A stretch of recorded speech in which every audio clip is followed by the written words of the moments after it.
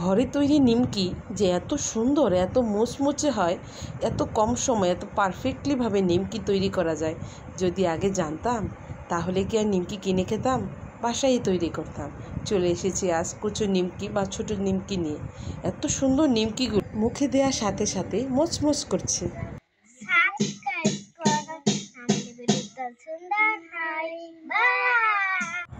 তাহলে আর দেরি কিসে, নিমকি রেসিপিটা ঝটপট শিখে নিই। প্রথমে আমি নিয়েছি মাঝারি ধরনের এক বাটি ময়দা। আপনাকে নিমকি তৈরি করতে হলে অবশ্যই ময়দাই নিতে হবে। এরপর নিয়েছি 1 চামচ চিনি। এরপর নিয়েছি স্বাদ মতো লবণ। লবণের পরিমাণটা একটু বেশি হবে, যেহেতু নিমকি নোনতা হয় সেহেতু আপনারা আপনাদের স্বাদ অনুযায়ী দিবেন। এরপর আমি নিয়েছি আধা চামচ কালো জিরা। কালো জিরা নেওয়ার পর শুকনো উপকরণগুলো সুন্দর করে নেড়ে চেড়ে নেব। শুকনো উপকরণগুলো ভালো মতো নেড়ে চেড়ে নেওয়ার পর এখানে আমি অ্যাড করব এখন রান্নার তেল। আপনি এখানে চাইলে ঘিও ব্যবহার করতে পারেন। আমি এখানে তেল দিয়েছি 1.5 চামচ। 1 কাপ ময়দার জন্য আমি এখানে 1.5 চামচ তেল ব্যবহার করেছি। তেলের পরিমাণটা যাতে ঠিক থাকে আপনাদের সেদিকে খেয়াল রাখতে হবে এবং হাত দিয়ে আলতোভাবে নেড়ে চেড়ে নিতে হবে। খুব বেশি নাড়াচাড়া করা যাবে না, নাহলে নিমকি ফুলবে না। এরপর হাত দিয়ে এরকম মোট করলে যদি মোট হয়ে আসে তাহলে বুঝতে হবে আপনার ডোয়ের জন্য এটা রেডি আছে। এরপর আমি এখানে রুম টেম্পারেচারে থাকা পানি নিয়েছি। আমার পানির পরিমাণটা এখানে ছিল একটা কাপে 3 ভাগের 1 কাপ পরিমাণ আমি পানি নিয়েছি। এরপর কতটুকু পানি থাকে আমি এটা আপনাদের আবার দেখাবো। এরপর সবগুলো পানি আমি একসাথে দেব না, প্রথমে একটু একটু করে পানি দিব আর একটা ডোয়ের আকৃতি তৈরি করার চেষ্টা করব। সবগুলো পানি ভুলেও একসাথে দিবেন না, এভাবে একটু একটু করে পানি দিবেন আর একটু একটু ডো তৈরি করার চেষ্টা করবেন। মনে রাখবেন ডোটা আপনার খুব বেশি নরম আবার খুব বেশি শক্ত হবে না, মাঝারি টাইপের হবে। ওটা রেডি করার পর আমার এতটুকু অবশিষ্ট পানি রইল। এরপর আমি ডোটা রেস্টে রেখে দেব 30 মিনিট। 30 মিনিট পর আপনার হাতের সাহায্যে খুব ভালো মতো মেখে নেবেন, যতটা সম্ভব হয় 2-3 মিনিট মেখে নেওয়ার অবশ্যই চেষ্টা করবেন। এতে করে বেলতে সুবিধা হবে এবং নিমকিগুলো খুব সহজে ফুলে উঠবে। দেখেন আমার ডোটা একদম রেডি। এটা কিন্তু মসৃণ একটা ডো হবে না, একটু অমসৃণ হবে। পরোটা যেরকম মসৃণ হয় এরকম হবে না, একটু অমসৃণ হবে। হাত দিয়ে ধরে আমি আপনাদের ট্যাপ করে দেখাচ্ছি এটা কেমন হবে। এরপর এখান থেকে আমি 4টা লেচি কেটে নিলাম রুটি বেলার সুবিধার। 4টা লেচি থেকে একটা লেচি নিয়ে আমি রুটির আকৃতি তৈরি করব আর বাকি 3টা ঢেকে রাখবো, না হলে উপর থেকে শক্ত হয়ে আসবে। এরপর আমি একটা রুটি তৈরি করব। রুটিটা আমি উল্টে দিব, না হলে কাটতে আমার সমস্যা হবে। একটা বিষয় আপনাদের বলতে ভুলে গেছি, আমি রুটি বেলার সময় কোনো তেল বা ময়দা ইউজ করিনি। এরপর আমার যেহেতু পিজা কাটার নেই, ছুরির সাহায্যে এক হাত দিয়ে চাপ দিয়ে ধরে আরেক হাত দিয়ে এভাবে আমি লম্বালম্বিভাবে কেটে নেওয়ার চেষ্টা করব, যাতে আমার প্রত্যেকটা শেপ সুন্দর হয়, একই সাইজের হয়, সেদিকে আমার খেয়াল রাখতে হবে। এরপর একদিক থেকে এভাবে কেটে আসবো। কাটার সময় আপনাদের খেয়াল রাখতে হবে আপনি যতটা সুন্দর করে কাটতে পারবেন আপনার নিমকি ঠিক ততটাই সুন্দর হবে। তো মোস্ট ইম্পর্টেন্ট হলো আপনি কত ডিজাইন করে কাটতে পারবেন, সেটা খুব সুন্দরভাবে ফুটে উঠবে আপনার লাস্টে যখন আপনি ভেজে উপরে উঠাবেন, দেখতে তখন আপনার খুবই ভালো লাগবে। সুতরাং কাটাটা অনেক ইম্পর্টেন্ট।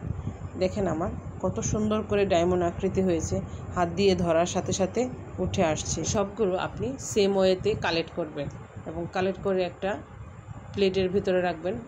মনে রাখবেন প্লেটের ভিতরে কোনো প্রকার ময়দা বা কোনো কিছু ইউজ করবেন না, এমনিতেই শুকনো একটা জায়গায় রাখলেই হবে, কোনো প্রকার লেগে যাবে না, কারণ এখানে প্রচুর তেল ইউজ করা হয়েছে। এভাবে আপনি যত সুন্দর করে কাটবেন দেখতে আপনার তত সুন্দর লাগবে। দেখেন কত সুন্দর করে আরেকটা রুটিও আমি কেটে নিচ্ছি। আপনাদের সুবিধার্থে আমি আবার দেখাচ্ছি কিভাবে কাটা যায়। ডায়মন্ড আকৃতি কতটা সুন্দর হয়েছে, কতটা পারফেক্টলিভাবে ছুরির সাহায্যে কাটা যায়।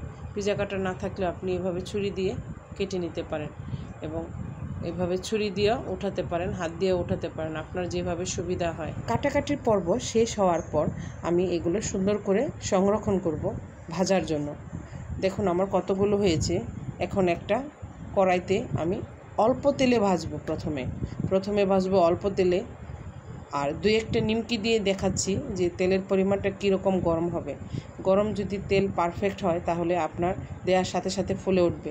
আরেকটা বিষয়, আপনি প্রথমে তেলটা খুব গরম করে নিয়ে নিমকি দেওয়ার পর যখন ফুলে উঠবে তখন সাথে সাথে চুলার আঁচটা কমিয়ে দেবে করে নিমকিগুলো খুব সুন্দর মতো কালার আসবে এবং মুচমুচে হবে। আপনি দীর্ঘদিন ধরে এটা কালেক্ট করে রেখে দিতে পারবেন।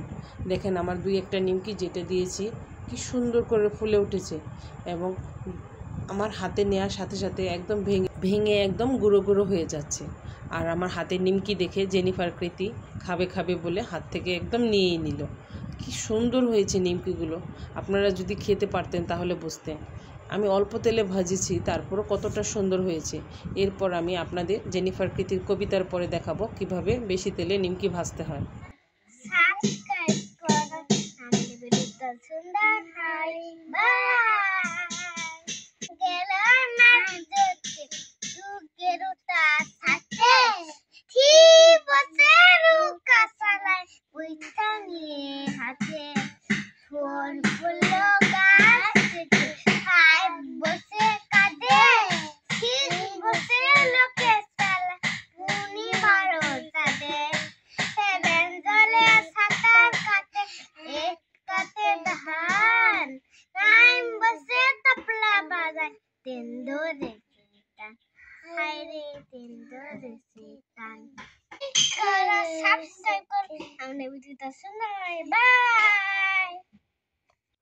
যারা বলে যে অল্প তেলে নিমকি ভাজা হয় না, তাদের জন্য আগের নিমকি ভাজাগুলো ছিল। এখন ভাজবো বেশি তেলে আর কম তেলের মধ্যে তেমন কোনো তফাৎ নেই। কম তেলে ভাজতে গেলে আপনাকে নিমকির পরিমাণটা কম দিতে হবে, আর বেশি তেলে আপনি তেলে অনুযায়ী আপনি অনেকগুলো একসাথে ভাজতে পারেন, এই আর কি। আমার নিমকিগুলো ভাজতে মোটামুটি 4 থেকে 5 মিনিটের মতো সময় লেগেছিল। প্রথমে হাই হিটে নিমকিগুলো দেওয়ার পরে ফুলে ওঠার পর আমি চুলার তাপটা কমে মৃদু তাপে 5 মিনিটের মতো রেখে এরকম সুন্দর একটা কালার আনার পর আমি নামিয়ে নিলাম। এভাবে নিমকি তৈরি করে আপনি কৌটায় করে রেখে দিতে পারেন, খেতে পারেন মাসব্যাপী। এটা চায়ের সাথে, অতিথি আপ্যায়নে এবং মুখরোচক খাবার হিসেবে এই নিমকির কোনো জুড়ি নেই। এরকম আরও সুন্দর সুন্দর ভিডিওগুলো দেখতে চাইলে কিডস মমের লাইফস্টাইলের সাথে থাকুন। আর আমাদের চ্যানেলটি যদি ভালো লেগে থাকে, লাইক অ্যান্ড সাবস্ক্রাইবের মধ্যে আমাদের সাথে থাকবেন। আজকের মতো বিদায়, বাই বাই।